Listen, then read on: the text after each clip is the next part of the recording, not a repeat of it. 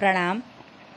मैं शांभवी ज्योतिष समाधान चैनल के माध्यम से आज एक विशेष ग्रह के बारे में बात करना चाहते हैं, जिसे लोग मायावी कहते हैं, छाया ग्रह कहते हैं, छल भ्रमित करने वाला ग्रह और जीवन में हमारे अचानक घटने वाली घटनाओं का भी कारक ग्रह कहा जाता है। राहु, जिसे राहु कहते हैं। राहु ज्योतिष में एक छाया ग्रह है, जिसका स्वभाव रहस्यमय और मायावी माना जाता है। यह एक पापी ग्रह है, लेकिन कुछ परिस्थितियों में शुभ फल भी दे सकते हैं। राहु को राजनीति, गुप्त विद्या, जासूसी और अचानक होने वाली घटनाओं का कारक माना जाता है। राहु देव बेहद ही चालाक और अचानक होने वाली घटनाओं का कारक होने के साथ ही अगर राहु कुंडली में शुभ अवस्था में होता है तो व्यक्ति दूर तक की सोच रखने वाला होता है। शुभ राहु व्यक्ति को हर काम प्लानिंग से के साथ करने वाला बनाते हैं। वेल प्लानर होता है, कम बोलना और काम ज़्यादा, बिना सोचे समझे कोई काम नहीं करना, यही शुभ राहु के लक्षण हैं। इसके साथ में अगर आपकी कुंडली में राहु देव शुभ होने के साथ साथ में हमें भ्रमित भी करते हैं और हमें धोखे में भी रखते हैं। अगर हम राहु की बात करें तो राहु कुंडली में जहाँ भी बैठता है उस भाव के मुताबिक हमें धोखा भी मिलता ही मिलता है। अच्छे कारक होने के साथ साथ में धोखा भी मिलता है। बस आपको वहाँ के धोखे से बचना है। आज हम यहाँ राहु के धोखे की बात करेंगे कि किस भाव में रह करके किस तरह का धोखा मिलता है। सबसे अधिक छल कपट वाला ग्रह है राहु। यह जहाँ भी बैठता है भ्रम पैदा करते हैं। राहु नेचर के अनुसार ही फल करते हैं। अगर आपके पहले भाव में राहु हैं तो धोखा नहीं करेंगे, आप खुद ही भ्रमित रहेंगे, खुद अपने आप को कंसंट्रेट नहीं कर पाएंगे, क्या करना है हमेशा दुविधा में रहेंगे। कोई भी फैसला लेने में आपको हमेशा दिक्कत आएगी। कोई भी काम पहले निगेटिव ही देखेंगे। दूसरे भाव में राहु होते हैं तो कुटुंब का सपोर्ट नहीं मिलता है। कुटुंब के में वाद विवाद, परेशानी, मन न मिलना, संपत्ति से विवाद, धन से विवाद, ऐसा राहु का चलता है। अगर तीसरे भाव में राहु है तो छोटे भाई बहन से दिक्कत आती है, भाई बहनों का सपोर्ट नहीं मिलता है, उनकी उपेक्षा मिलती है हमें। यहाँ पर राहु आपके संबंध अच्छे नहीं बनने देगा भाई बहनों से।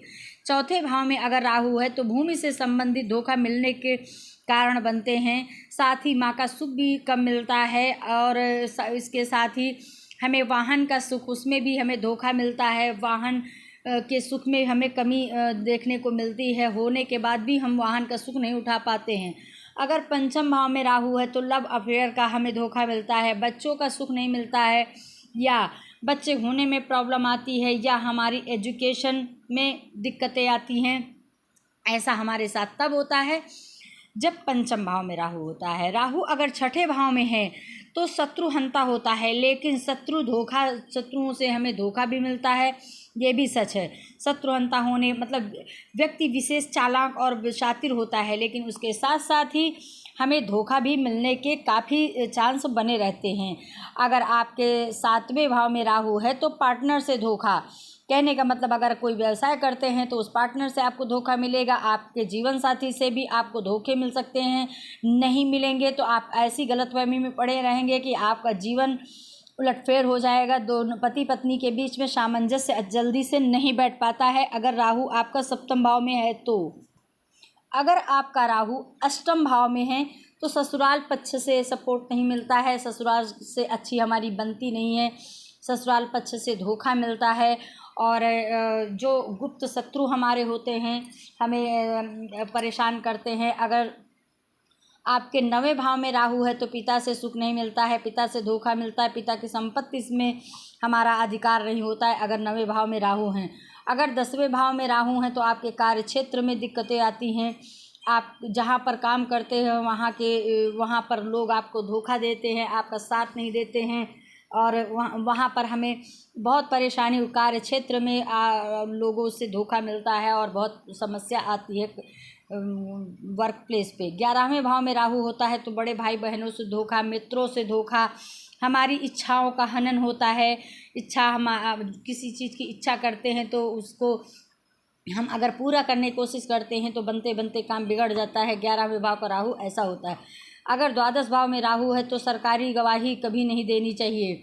कोर्ट कचहरी मुकदमे से ध्यान देना चाहिए, कभी सरकारी गवाही नहीं देनी चाहिए। बिना वजह के व्यक्ति फंस जाता है, बिना वजह के व्यक्ति को जेल हो जाती है, बिना वजह के व्यक्ति किसी ऐसे मुसीबत में फंस जाता है जो उसने किया ही नहीं है।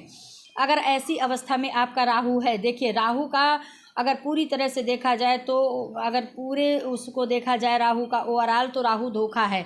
आपको धोखा मिलेगा ही मिलेगा, आप कुछ भी कर लीजिए, ऐसा नहीं है।